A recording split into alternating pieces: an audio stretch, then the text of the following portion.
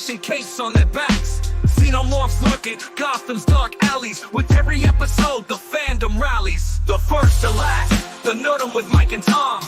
Dropping nerd knowledge like an atom bomb. Discussing the cosmic, the scary, the epic. Tune in, strap in, it's all real, authentic. Galaxies far, far, horrors, chilling lore. From Krypton to Hogwarts, always explore.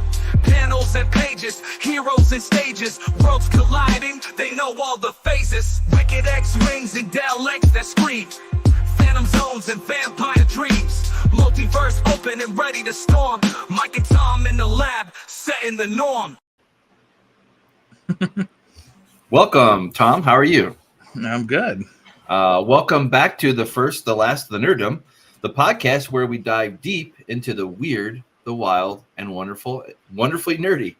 I'm Mike, ML, your host, as well as with Tom here.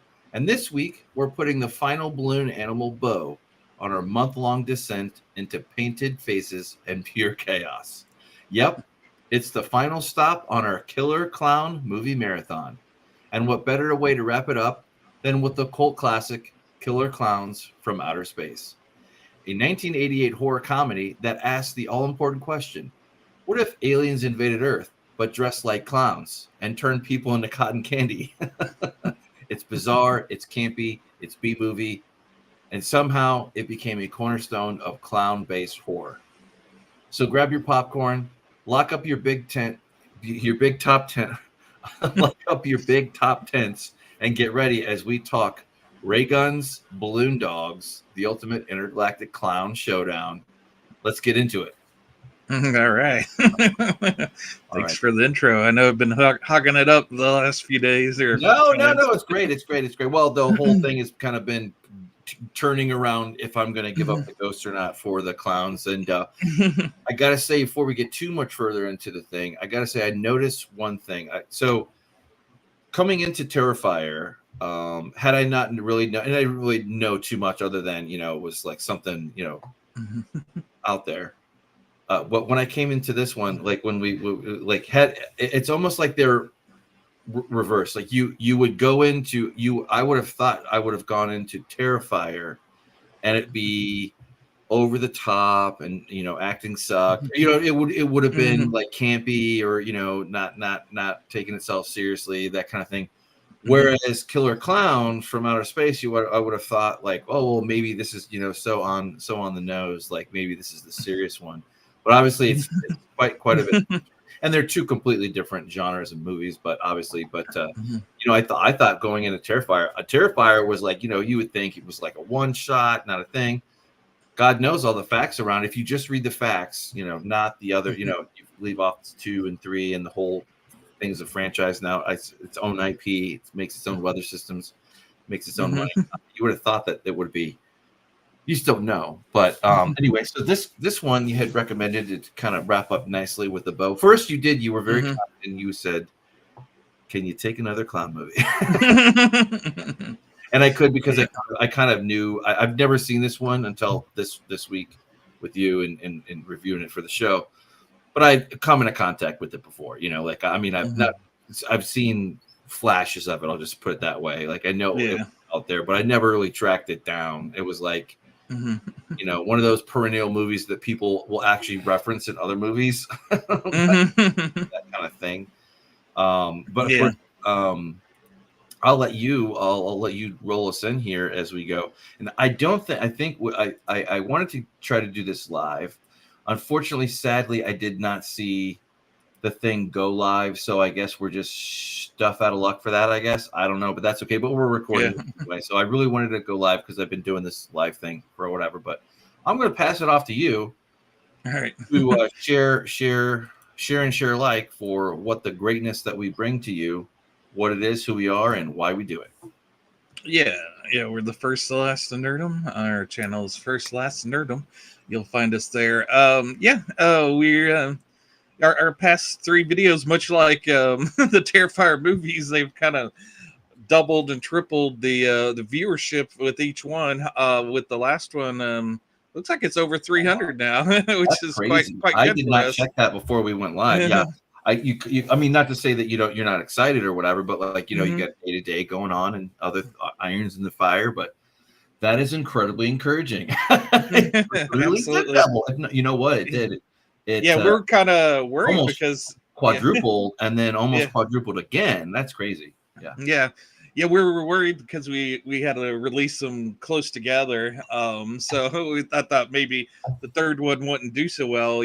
Not just a few days after the second one, but they all had enough room to breathe. So that's great. And also, I think on that last one, much like the first one, Art the clown, the actor, promoted us on X, or at least retweeted us. So it was much appreciated, and also, yeah, no, and with the second one, along with the first one, they're all over the place as far as streaming places like Plex, Tubi. It's all over. And Terrifier 3, obviously being so new, it hasn't gone off to a whole bunch of streaming. So there wasn't a whole lot of places for me to advertise it on Reddit, but I did find some places, which is a nice segue to our Reddit channel, or at least I have a presence on Reddit. I go around and promote wherever I think it may be appropriate. And then, of course, the individual subreddits we're liked or reviled to any number of degrees. So sometimes our posts get removed. But yeah, if you come over from Reddit, hello, and hopefully you'll enjoy our show and maybe become a fan. We're also on X as well. If you want to know when our next big video is coming out, you could follow us there and find it. But yeah, both are at FirstLastNerdom. Yeah, and I too am also on X. Okay, so now I guess it is live streaming on YouTube. I didn't see it go to YouTube. Anyway, sorry, you just paying attention. Thing. Paying attention to these things, because if you catch them early when you start broadcasting, you can stop the thing and start it again. So, which we are no stranger to. But yeah, I am ML ApeIt_Ink on X as well. We haven't had too many conversations going on X between myself and you, Tom. But that's always a news story or news breakaway or some review or something that gets us going, or somebody's observation, and then sometimes we can get fired up. Also, want to plug another show that I co-host on, America's Talk Show, Monday through Friday. I think it's 9 a.m. Central Time, 10 a.m. Eastern Time, and then again at night, 6 a.m. or 6 p.m. 6 p.m. Central Time, and then 7 p.m. Eastern Time. That's with my co-host Raul and Raleigh. Shout out there, Professor K, all those, Chris. Love all you guys, James. But go come check us out. We kind of take the concept of the conversation, and we're like a little version of Two-Way, which is a bigger platform than us. But anyway, it's just fun to have a talk show. Anything and everything goes. But people are always welcome and nice. But anyway, also ApeIt.Ink. That's my long form publication, so to speak.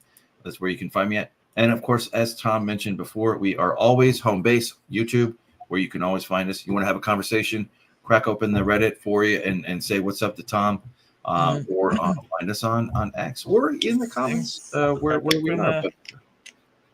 Got my boomer juice ready and raring to go. Famous crack open. Yeah, we're going to get going here pretty quick. There's not there. I will say, okay, so I'm of two minds with this. Had I not just spent the better part of a month watching and absorbing Terrifier movies, which were to be clear, on a challenge basis, I probably would not be receptive to this as I am. But it's so funny how it's so different worlds, and like this one was just, I was so, I don't think that there was anything scary in reality about this movie, and for obvious reasons. But like, because you see the Terrifier, it made me jump or eek or ack or quite a few times, and even to the point of having to pause it for a little bit and be like, okay, what the hell did I do? But you kind of take it moment by moment. But this one was more like your favorite roller coaster. You're going to have fun on it. you're gonna get on it, and then you kind of go. It is just up there in my pantheon of campy movies. It has its own kind of pull and draw. I get it. That just kind of the whole concept is just it's just a nice change of pace and break from where we were coming from, even though it is its own version of grossness and whatnot, at least according to in the 80s, late 80s. Yeah, the Terrifier movies kind of dare you to look away. It's like, they have their own charm to them, but there's almost sometimes an antagonistic relationship. It's like, okay, I'm going to push you. I'm going to keep pushing you, and I'm going to see if you crack or I crack. Whereas this movie is much more. Kind of a warm smile, you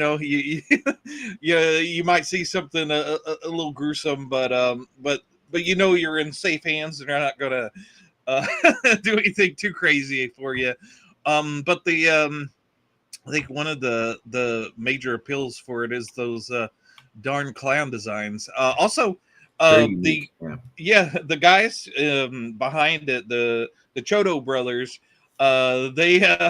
they're also in special effects, much like Damien Leon from the Terrifier movies. They come from special effects background, and this is their big chance to make a movie. And they went with Killer Klowns as well. Yeah, I mean, is it award winning? Is it Emmy winning? No, but they did a pretty damn good job for like what the movie is. I mean, for what you get. Yeah. I mean, it's all relative, of course, but surprisingly agile, campy, funny movie, like with very unique looking creatures and clowns, and even the special effects to a certain degree. Yeah, and it's you gotta remember this was shot in 87, released in 88. That's the what they got away with as far as special effects is for the price that they're doing is pretty impressive. I've never seen a clown design like this. That was, I don't think I saw it in 88. It might have been 89. It was definitely when it came out on videotape. I definitely didn't see this in the theater, but it was one of those movies that had a bit of a buzz. I often wonder, with nowadays, with there's a buzz, it's a buzz online. But yeah, I'd heard about this movie, and when it came out on videotape, I was very much interested in seeing it. But it's hard to remember how buzz got to you back in those days, because I must have read about it in Fangoria magazine or something, and I was very excited about seeing this because it seemed to be everything that I was kind of into at the time. I was into sci-fi, horror, and comedy, and it kind of hit all three of those square in the face. And so yeah, I was excited. I think one of those rare movies. Usually, if I got a horror movie, I was going to be watching it by myself, but I think my sisters were kind of fascinated by this movie as well. It wasn't too scary for them. Yeah, and to kind of back up a little bit, you had mentioned the brothers, known for their special effects. Like what this movie's about, I mean, it's not really complicated at all. But they I was just trying to find my summary here, my sanitized summary, because let's not give away too much, but basic plot involves aliens. It's just sci-fi, kind of checks that box. Is it really science fiction? Well, not really, but it's just stressing for the bizarreness that you go from aliens to that they just so happen to resemble circus clowns who invade a small town and harvest us for food. Yeah. Storing us in cotton candy. Cocoons, they're and then you have Mike Tobacco and Debbie Stone, who are the main ones, protagonists. Yeah, exactly. Yeah, thank you. I was going to say but because I had seen the picture of the thing distracted me. But anyway, does horror comedy doesn't take, I mean, it's not breaking I wouldn't say it's breaking the fourth wall, but it's not it's not Everybody's having fun Yeah, on yeah, this. yeah. You know, it's Yeah, and nobody really nothing too sucked at all, and I don't think. But serious. what do you think? Yeah, there's this sense of yeah, just fun. You know, and I did get the special 35th anniversary 4K. I didn't Keep that spring for guy the up big there. yeah. It's just the regular slipcase version. I know that you could get like a steel case one for a few extra shekels, but you know, this was good enough for me. But yeah, it's and it's got the commentary by the Chiodo brothers. One of them directed, all three produced, one wrote. But yeah, it was fun listening to their commentary track. You just three brothers having fun talking about a movie they got to make. So you could imagine they all get along. And there's a scene early on where they're all out at make out point where you know the two main characters are there Oh, having a little right. fun, and there's there's two brothers that are running around in an ice cream machine or truck, and but yeah, there's there's uh there's this lore about the brothers always getting up to trouble, and a lot of that stuff is actually names of their friends from back in Brooklyn. The brothers are from Brooklyn, New York, and they have wonderful little Brooklyn accents. It's hard to tell each of them apart on the commentary, but yeah, you can tell that they pulled in a lot of their real life relationships with various friends, and it all kind of bleeds through into the movie, and it gives us a kind of odd authenticity to the movie, you know.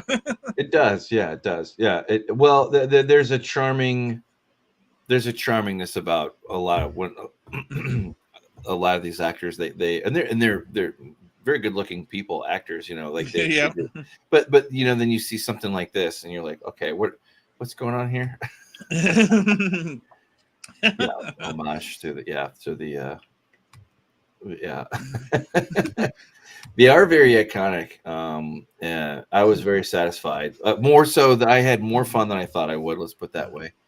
I didn't really come into it like with a negative attitude or anything. It's just kind of like, you go from Terrifier to, Yeah, it's like what kind of campy crap is this? But yeah, no, it's all like I said, it has a charm about it. It never wears too thin on you, and it's over before it right. really has begun. So it's not like it wears out its welcome. It's under an hour and a half long. So yeah, it's just a fun movie that does things that you don't normally see in a movie. Yeah, now I was one of the things that kind of impressed me when I was young was again the clown designs, and the actors in it. Even though they're doing and saying goofy things, they're all taking it quite seriously. In the movie, the actors aren't winking; they're all very, very serious, and it makes it. Even though a lot of stuff is absurd, what they're doing, it does give this nice charm to it. And the Chiodo brothers were wanting to make sort of a love letter to the movies that they loved when they were young, and one of their favorites was The Blob. And The Blob, this has a lot in common with that movie. I can, That I yeah, can see that. yeah, it starts off at a makeout point like the Blob did, and so yeah, it has that sort of the same DNA. But they were like, what's scarier than a clown, and that Right. their approach to it was very similar to Terrifier. It's like, okay, a clown could go anywhere, and it makes sense for them, and there's this kind of a disarming charm about them, that but there's always that kind of creepy edge to them. Right.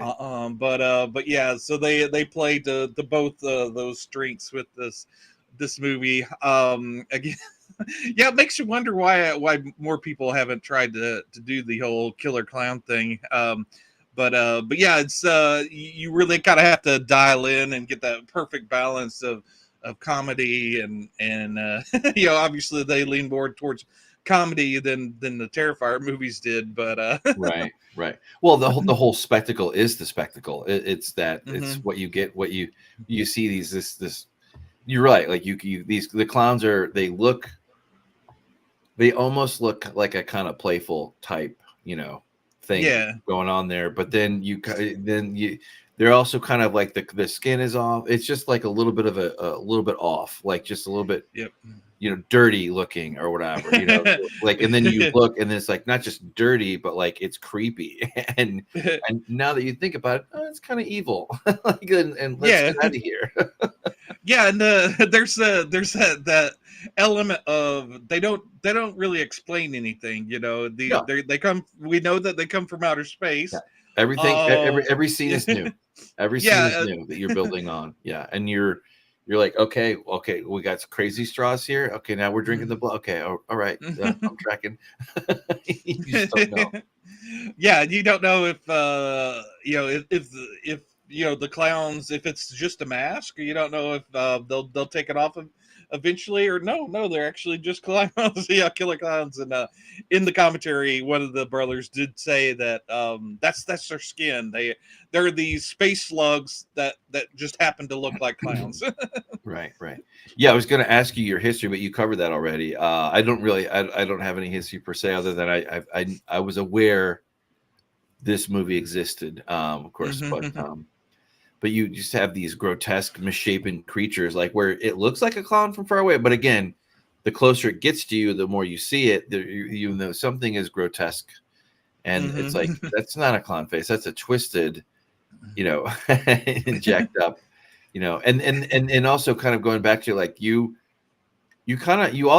although I'm not, I wouldn't say I'm smart enough to say that I realized this while watching it, but it was kind of like, okay, well, how are they going to be able to like do stuff to people, aside from, it's surprising. Yeah, it works. Yeah. You're like, Yeah. okay, that makes sense, I guess. Yeah, and the clowns don't have names for themselves. They do speak this kind of weird clown language that they have, but you don't really.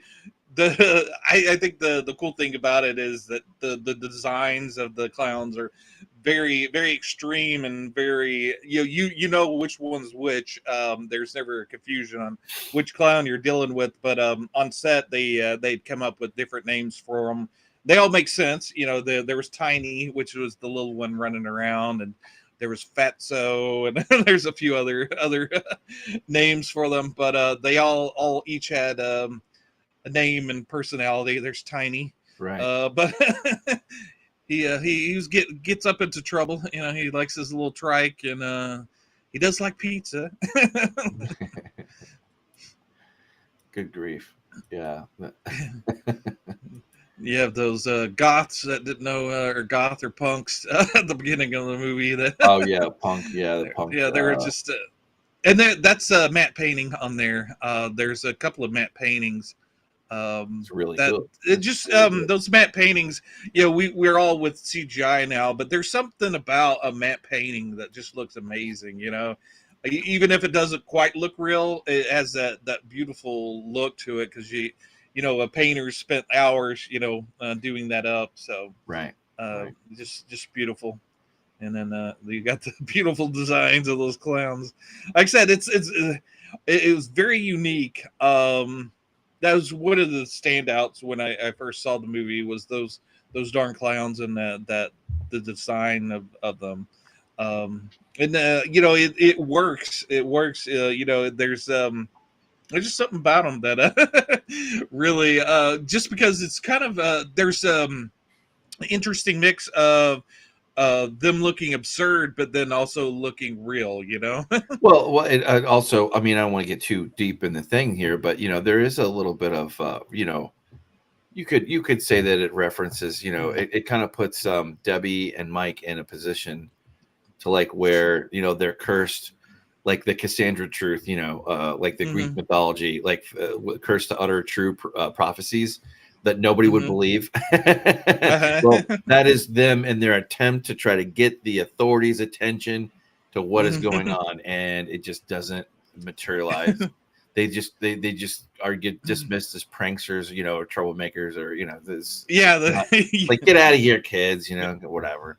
Yeah, you got the classic cop that's kind of grizzled and maybe going a little crazy. No longer has the interest of the public at heart anymore. It's all about him and getting through the day. Yeah, John Vernon did a great job here too. He had he had the gravitas for the hard boiled cynical cop. Seen it all. What you're on drugs. Yeah, you're those damn hippies. Yeah, It was maybe around. Yeah, jackassery. Yeah, exactly. But yeah, no. Yeah, no, it's got the classic trope of these are the college age students, I guess, but a lot of them are maybe playing the actors are maybe a little bit too old to kind of really pull it off, but which has that nice charm about it. This movie is sort of like that vein of movies where obviously you wouldn't want to just for the working hours, you don't want to get someone too age specific. Oh yeah. Well, I mean, it's also just zany, I mean, you don't quite. I mean, I didn't really see any of this coming, to be honest with you. I think I was more along and enjoying the ride. Just keep all your hands in arms, and like it was practically a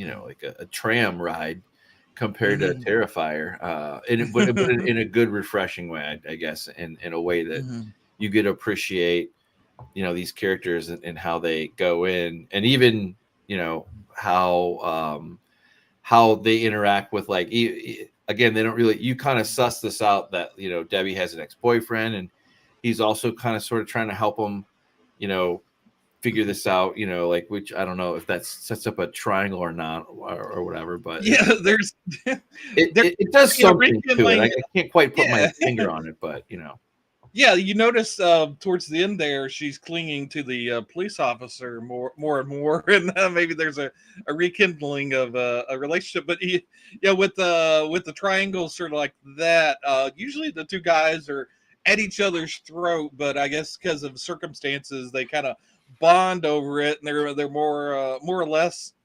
friends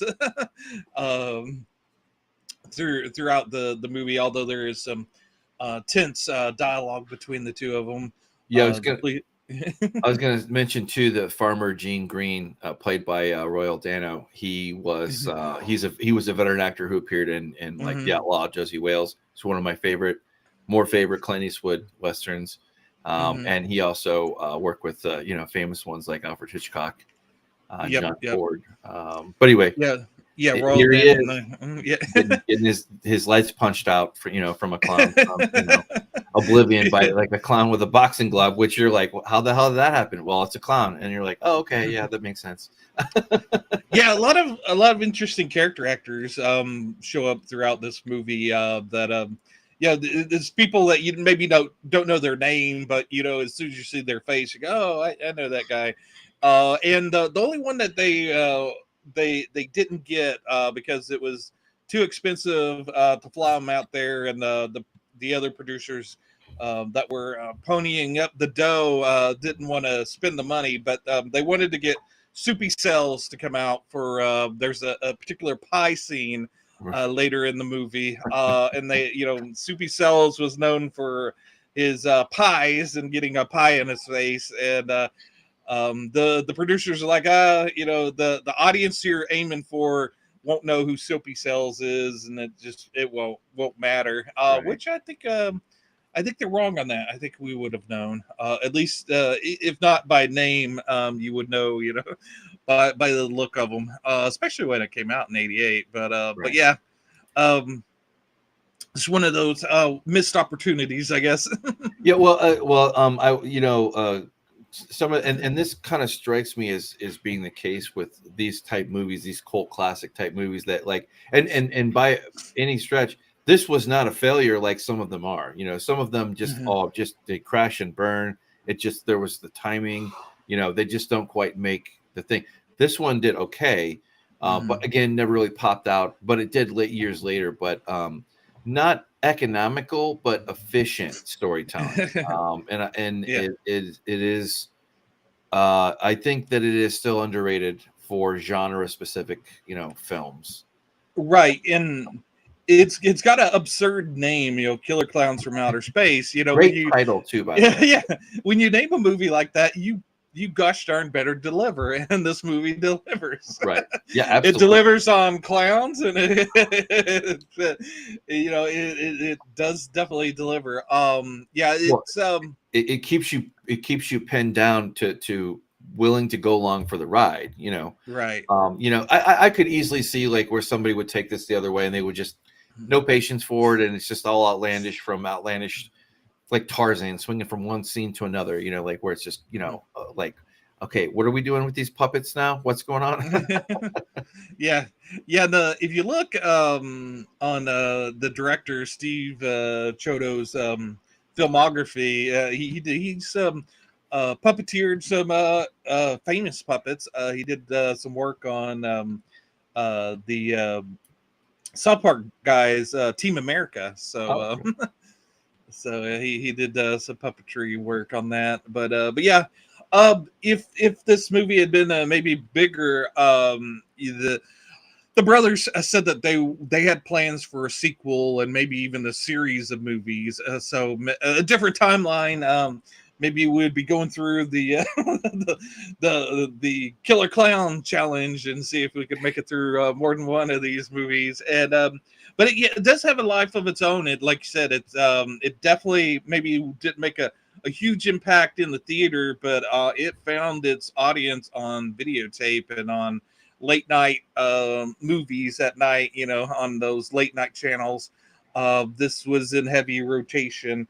And it's just one of those movies that definitely deliver. And anytime I see it, if I'm flipping channels and it's on, I'm going to stop and at least watch, and maybe if not watch the whole thing again, because how can you once you land on it, how can you turn away from it? Oh yeah, well you also had, like we were saying, Suzanne Snyder, and I was going to say. She was in Weird Science, and then she had come off of Return of the Living Dead too.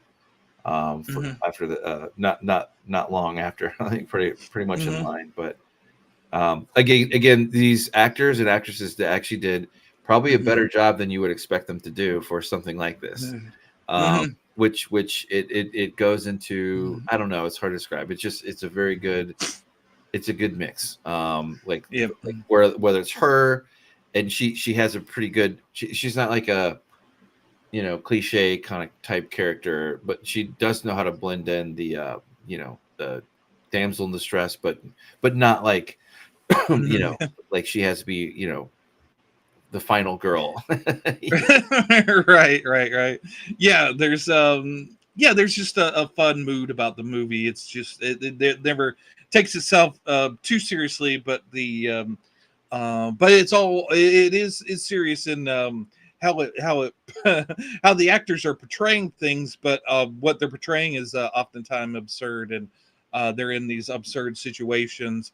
Right. But yeah, it never wears its budget on its sleeves. It always looks bigger and better than what what they were been, if you kind of look behind the scenes, it's I'm sure everything that they can do was up there on the screen, so it looks like $1 million, but I'm sure they were dealing with very very small budget to get what and there was a lot of ingenuity, like those right. There's the balloon dog that's tracking them, right. But once if you've got a dog made out of balloons, that's not going to last long in the forest where they were with the pine needles and whatnot. And right. Yeah, they had to coat it in latex or whatever to keep the dog from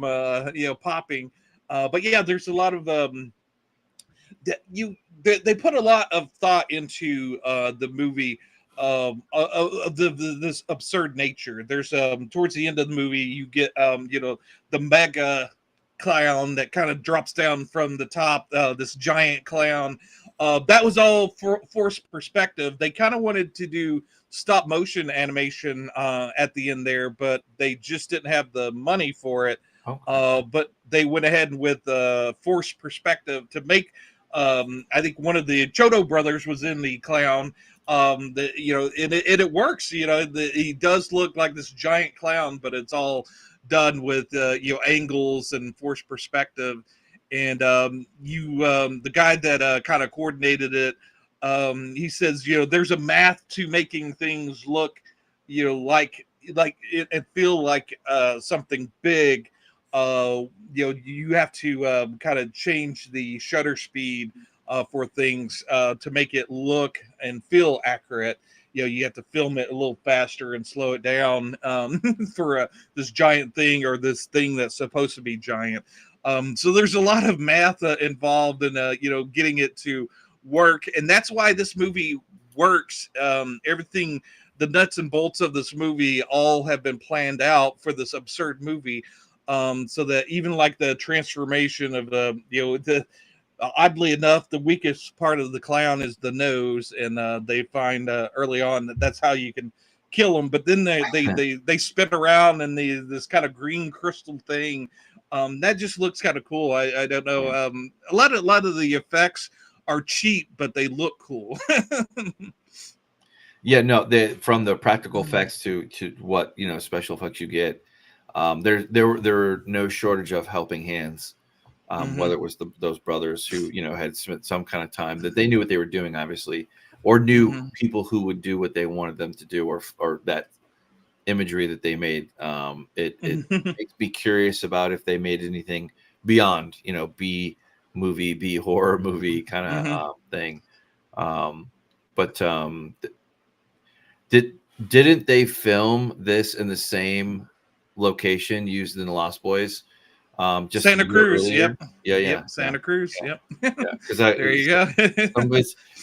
very iconic. Especially when you have that aesthetic where it's the 80s, and it's there is a little bit of bleed through that it's the 80s, that not quite to the Lost Boys, that has its own unique, but still you get that waft of 80s kind of fashion. Yeah.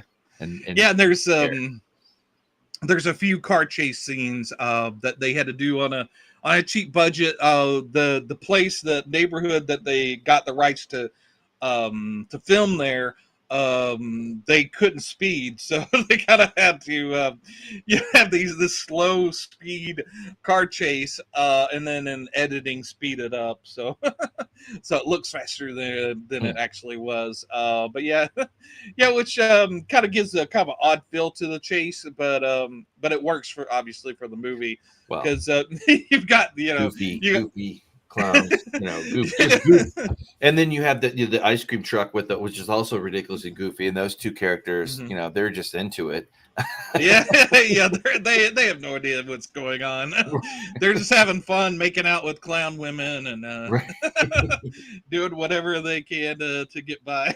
But yeah, right. Like I said, this movie's just charming, goofy, and just a lot of fun to do. And a lot of pride too. They were not afraid to. I believe one of the brothers said that they were very proud of to show the clowns so early, because they were proud of it, and it worked so well. So as they should, because it did work very well, even for B. They're the stars of the movie, obviously. And then if you don't bring the clowns, then what are you doing in the Killer Clown movie if you don't bring the clowns? But yeah, the legacy of the movie is kind of perpetuated. It's never gone out of public eye. I mean, it's always been there's always been kind of a fandom for it. And in fact, last year they came out with a video game. We were talking before our show here, and I don't think either one of us have played the game, but I noticed it was on Steam. I gave you the link. I think it's one of those where it's sort of like I think it's similar to the Friday the 13th movie where Okay. some of you play as the humans, and then the other people play as the clowns. Well, that So works. it's sort of like one of those turn-based games where where which has gotten quite successful. I think there's the I forget the name of the big one, but yeah, there's a Friday the 13th one, and I think there's like an Evil Dead game like this. But yeah, I don't know if this one's hit it off like the other ones, but it's definitely out there. And then I also sent you a link. Ryan Gosling seems to be resurrecting everything. He's going to be doing his Star Wars movie, but he's also trying to produce a new Killer Clowns movie. That's the steel book I sent you. I did Yeah. send you article on the Ryan Gosling thing. I got the Steam one. I got the other one, and I don't see it. Okay. Maybe my. We can check my phone. But anyway, I'll send it to you again. There it is. Oh, okay, cool. All right, there we go. From Sorry Bloody about that. I Disgusting. just didn't see it. No worries. Yeah, I said it early on. Yeah. Okay. Yeah, for yeah, our old enemy Amazon. No. Right. But Amazon seems to be have their hands in everything. But yeah, so might see either a movie or a series on Killer Clowns. Hopefully, Ryan Gosling seems to be a fan of genre stuff, so hopefully the Chiodo brothers will be involved at some point. But yeah, if they're still around and kicking it, hopefully they'll be involved. But yeah, hopefully there's they do it right. Yeah, you never know, but Ryan Gosling does have he definitely has some fan points, loved by the fandom, for sure. No shout out. Sorry, I guess I spoiled this one. Yeah. But yeah, there's the game, and then that does look kind of like a fun game. Maybe if it's it really does look as simple as like hopping into it, kind of like the Aliens game was.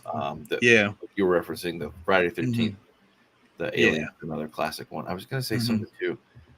You mentioned the Blob, and wasn't there a scene like where the teenager was watching the Blob on the TV right before the clown attacked him?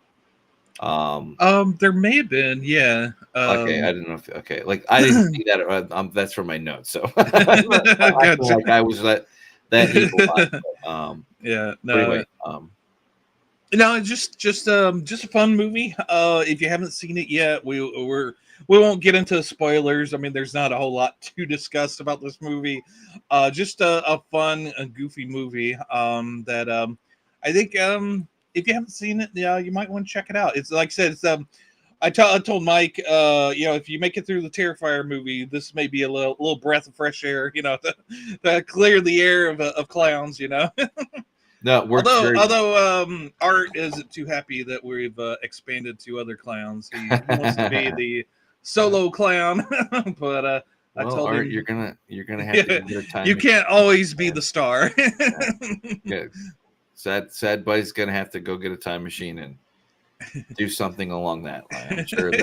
I'm sure time is nothing in the dimension of hell that Art is from or hails from. Yeah, but I was gonna see if there's anything else like of note to cover. Excuse me. But yeah, these clowns are from space. Arts maybe have more demonic origins, but although he could turn out to be out from outer space as well, we do not know. We don't know his origins, so right. Maybe he's cousins to the Killer Clowns. Yeah, no, it was very good for what it is. And Tom, I enjoyed it. It was a good kind of in between point, from going from Terrifier. So Yeah, and it's on Tubi as well. So check it out. Tubi seems to be the a great place to the go-to place for cool movies. I know with Netflix and all of those that they're more going towards their own produced stuff, so it's harder and harder to find like cool older movies on a streaming service like that. They've all kind of gone to Tubi, which is great because it's free, and if you know your way around blockers, you don't have to worry about commercials either. No, not really, not on the desktop or the laptop anyway.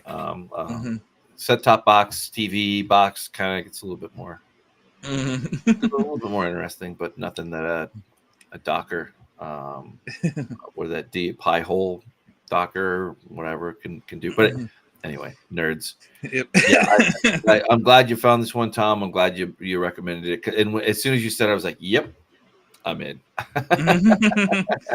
Yep. Yeah, I think with Terrifier and now the Killer Klowns, I think we've covered everything clown related.